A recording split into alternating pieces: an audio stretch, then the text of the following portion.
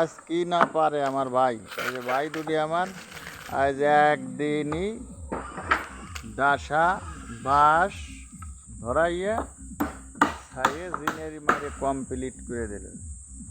কাজ করলেরা অনেক কিছু পারে, চাইলে অনেক কিছু করতে পারে। দেখ 7টা লোক আইছে জিনেরি পরিষ্কার করে বাঁশ বুশ ধরাইয়া রেডি করে দিল কাজ।